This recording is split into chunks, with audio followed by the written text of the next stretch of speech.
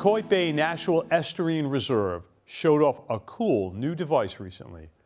It's called an Autonomous Surface Vehicle, or ASV. It looks a bit like a model boat, and you can control its movement with a standard video game controller. But the data it collects makes some very serious science possible. Here's a closer look.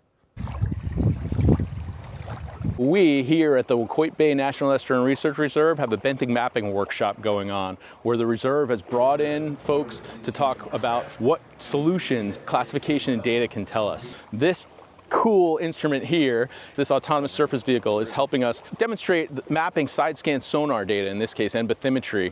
And then we're going back and talking about putting together a framework for mapping plans for this reserve and the 29 reserves like it around our system that NOAA partners. So you guys are welcome to come and look at it up close.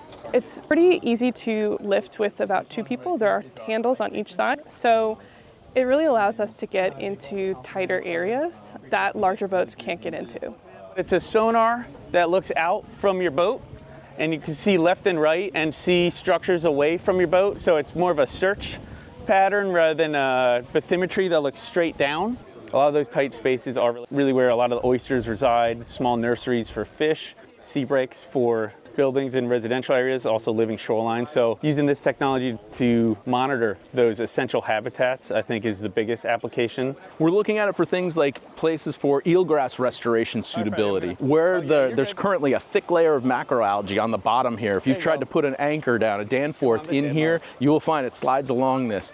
We don't know the extent of that, the seasonal or how that changes over time, and so we can answer those kind of questions with some of this maps. When it's not running autonomously, we can use this controller to maneuver the boat. It is fun.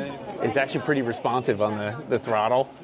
The boat itself is named Calypso. That was the name of the research vessel that Jacques Cousteau owned. So it's very fitting that we are the Jacques Cousteau Reserve and our boat is named the Calypso.